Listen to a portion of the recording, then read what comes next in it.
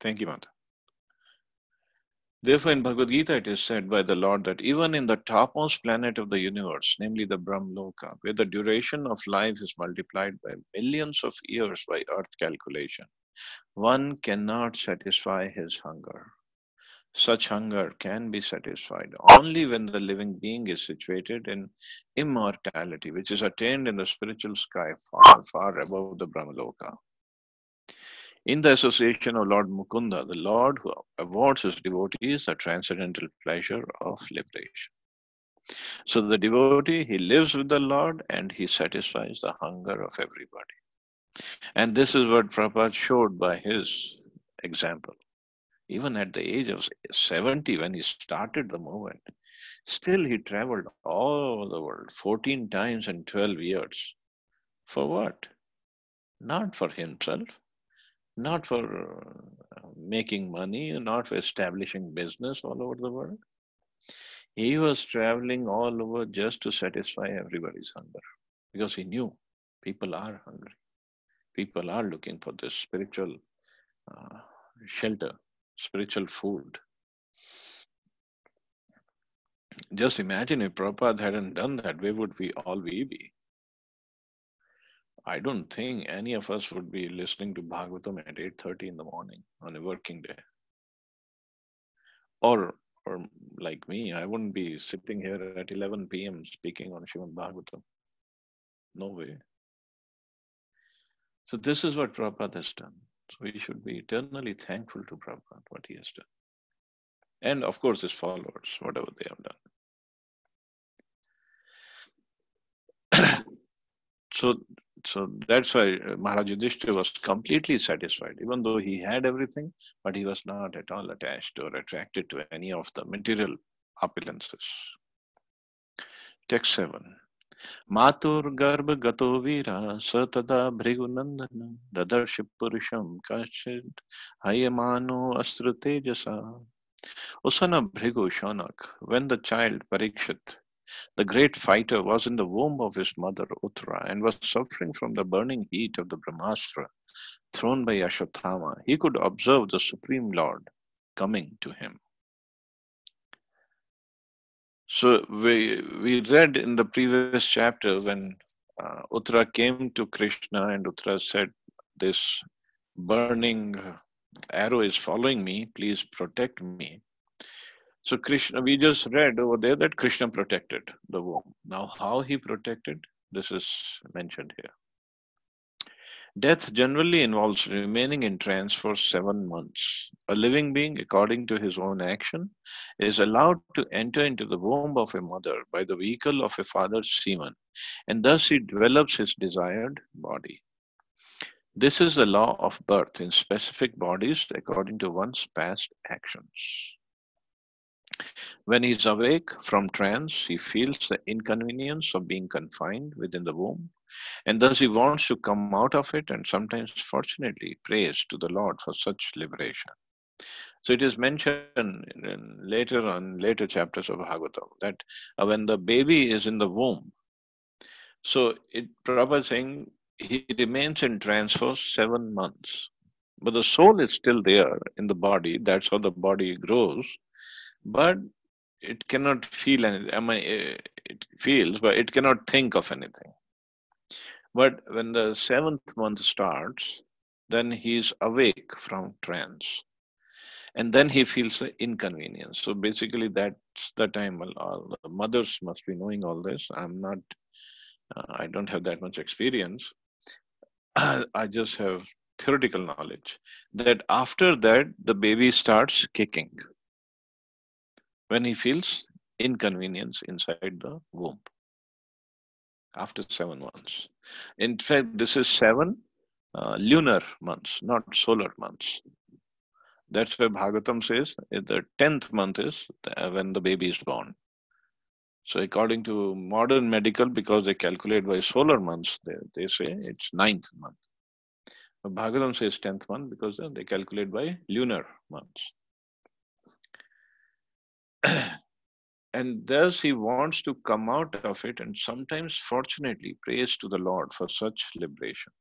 So baby in the womb, because then he understands his helpless condition and he's confined in that little bitty space. So he prays to the Lord. He prays. I mean, we might think, oh, what language he is speaking inside. But whatever language he was speaking in his previous birth, whatever he had done in his previous birth, he prays according to that. And he prays to the Lord that please get me out of this place and I'll become your devotee and I don't want to come back to the to next womb again. But the thing is, as soon as he comes out, the Maya takes over, Maya influences him and his relatives also. So then he forgets what he had prayed in the womb. So Maharaj Parikshit, while in the womb of his mother, was struck by the Brahmastra released by Yashodhama, and he was feeling the burning heat. But because he was a devotee of the Lord at once appeared himself within the womb by his all-powerful energy, and the child could see that someone else had come to save him. So Krishna appeared in the womb to save his devotee. Even in that helpless condition, the child Parikshit endured the unbearable temperature due to his being a great fighter by nature. And for this reason, the word Veera has been used in the shloka for Maharaj Parikshit. So even in that position, he was because he was a Kshatriya, he could bear the great temperature of Brahmastra. Angushtumatram amalam sfurat purat molinam apivya darshanam shamam tadid tadidvasasam achyutam. He, the Lord, was only thumb high, but he was all transcendental. He had a very beautiful, blackish, infallible body, and he wore a dress of lightning yellow and a helmet of blazing gold. Thus he was seen by the child. So the child could see the Lord, even in the womb, and he remembered what he looked like. Beautiful, blackish, infallible body, and wore a dress of lightning yellow and a helmet of blazing gold. And he was only a thumb high. So this is the size of actually Paramatma, it is said, in our body. Thumb, the the the height of a thumb. I don't know who asked, but somebody asked. So, what would be the size of Paramatma in a mosquito body?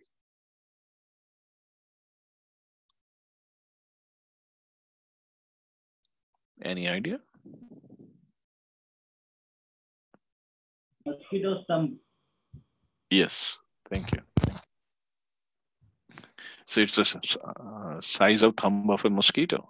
Simple as that. It's, so Paramatma comes in every different sizes. So in the body of an elephant, you can imagine the size of Paramatma. And what about the whale? Text 9.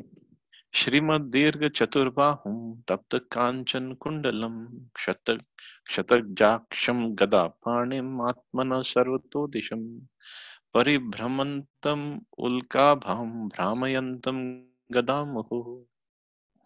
The Lord was enriched with 4 hands, earrings of molten gold, and eyes blood red with fury. As he loitered around, his club constantly encircled him like a shooting star. It is said in Brahm Samhita that the Supreme Lord Govinda, by his one plenary portion, enters into the halo of the universe and distributes himself as Paramatma or the Supersoul, not only within the heart of every living being, but also within every atom of the material elements.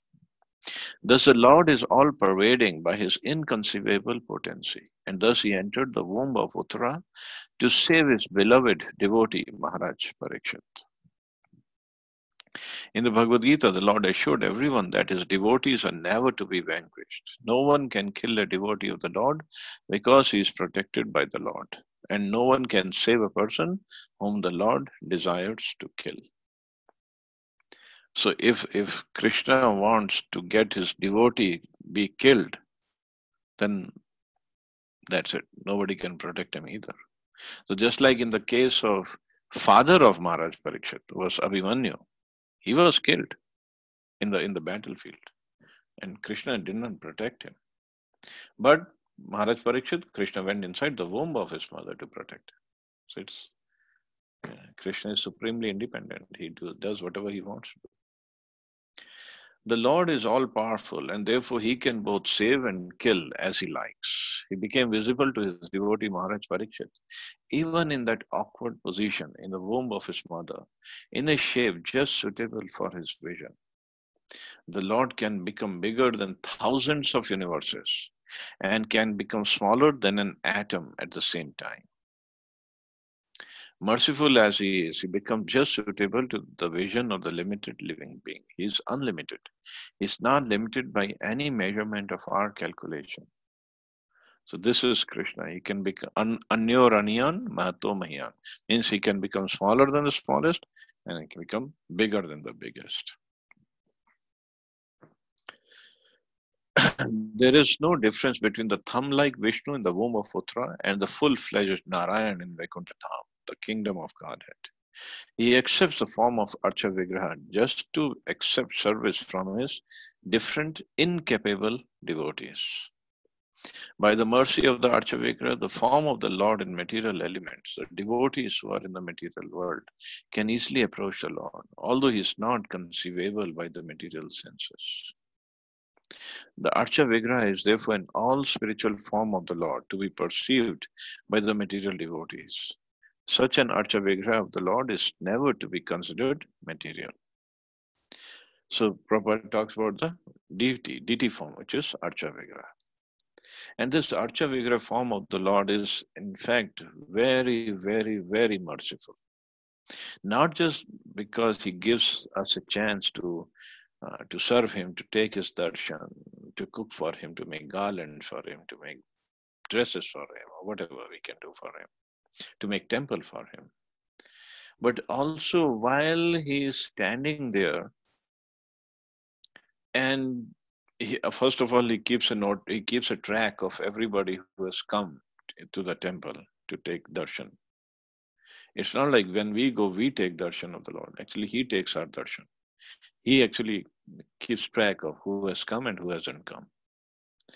And secondly, he's so merciful that he stands there.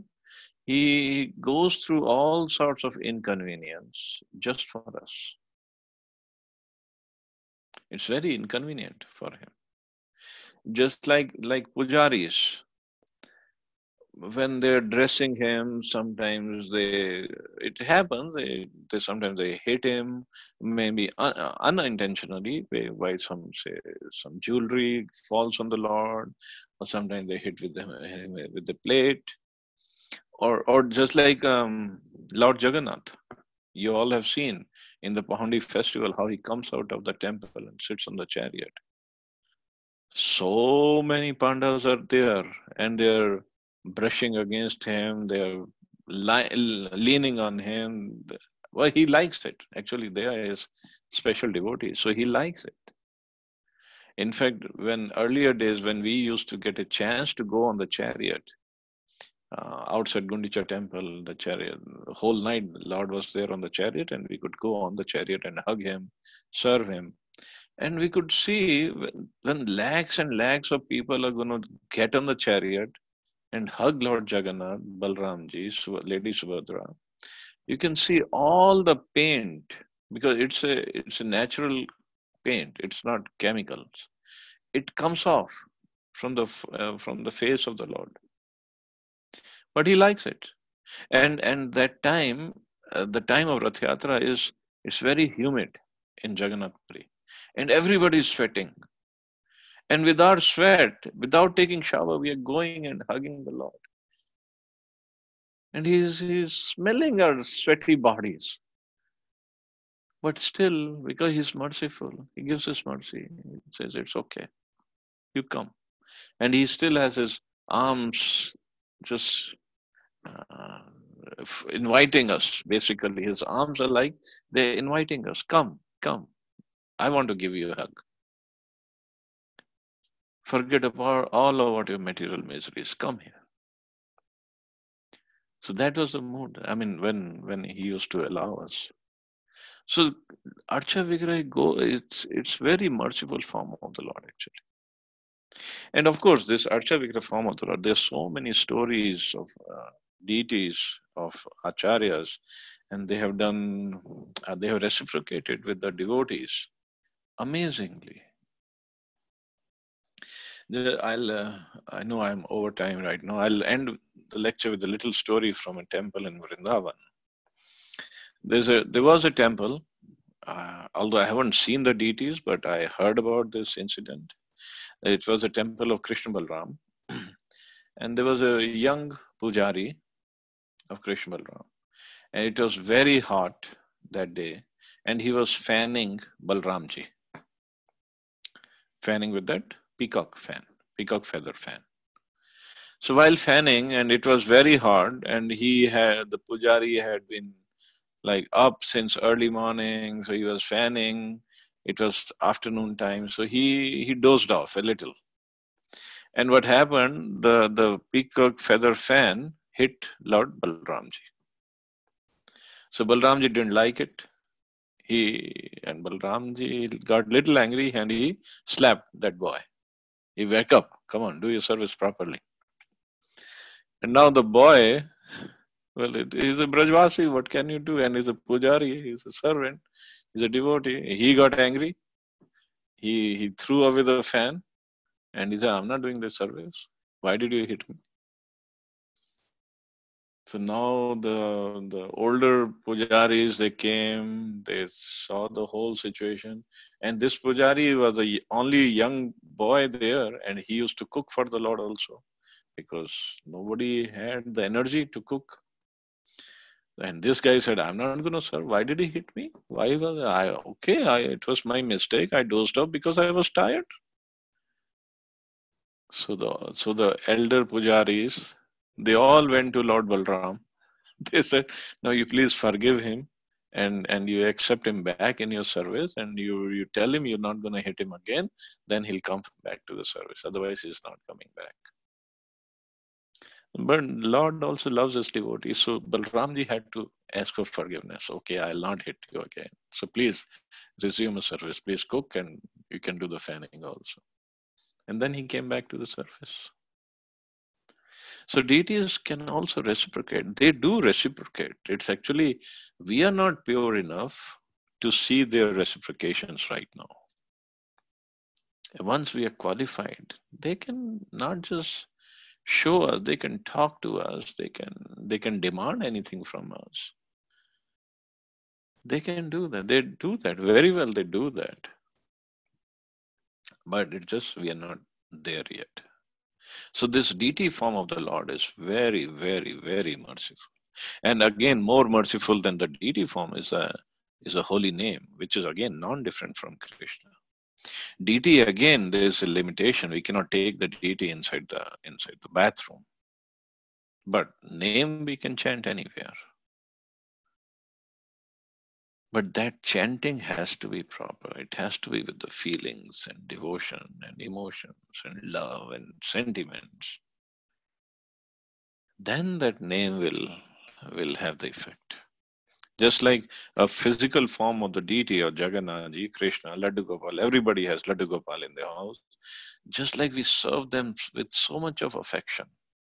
So the name also we have to serve with lots of affection. The chanting has to be done with lots of attention and affection.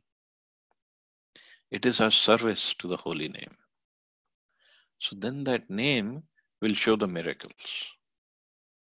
That deity, that form of Krishna in the form of name will show lots of miracles.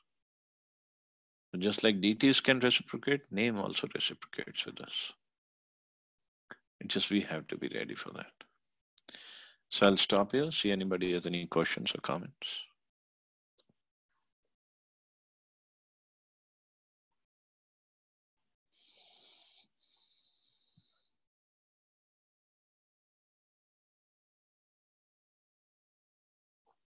Hare Krishna Prabhuji. Hare Krishna. I have a doubt. You talked about the sense gratification spiritually. I mean, what does that mean basically? There was some network issue. I maybe probably missed it. But if you could clarify. Well, I didn't elaborate on it. Sense gratification. What is sense gratification? To satisfy our senses. Like eyes want to see something beautiful, so we go watch movies, or young boys go watch young girls, and young girls go watch young boys in the mall or whatever. So eyes need some satisfaction, some gratification. So there's a deity. The beautiful deities are there. We can go and watch. We can watch Krishna conscious movies. Little Krishna is so popular among everybody. So that is also sense gratification, but it is spiritual. Just like we want to eat. Everybody wants to eat. Everybody likes to eat. So we can eat wonderful dishes. Nobody's stopping us. Only thing is just offer it to Krishna first. So there is no bar, there is no stopping us from eating pizza. Nobody says you cannot eat pizza. Eat pizza, but offer it to Krishna first. That's all. So this is also sense gratification, but it is spiritualized. So that is allowed. Thank you, Prabhu. Thank you, Prabhuji. You're welcome, Ant. Hare Krishna. Any other question or comment? Prabhuji, I have a question. I couldn't understand. The size of the soul differs in different bodies. I missed. Size of Paramatma. Oh, Paramatma. Sorry, that's okay. Thank you. It's the size of the thumb. Yeah, that's. Okay, so we can stop here. Hare Krishna. Yes, Prabhu. Haribol. Sorry, as you said, the size of the Paramatma is the thumb of a person or related body, but the size of the soul is 10,000 part of the tip of the hair. Yes. And in Bhagavatam, there's a reference of two birds sitting on a tree. It's like Atma Paramatma sitting in a body. So isn't like a very big difference? I mean, the comparison and this size doesn't match with each other. Oh, that's just to tell us that two birds means two similar things are there. Both are spiritual, but one is eating the fruits of his own karma. One is suffering or enjoying the fruits of his own karma, and the other is just watching. But no, those birds are not the same size. Okay. One could be a little sparrow, and other could be Garuda size, something like that. Okay. Thank you so much, Prabhuji. Thank you, Prabhu. Haribol.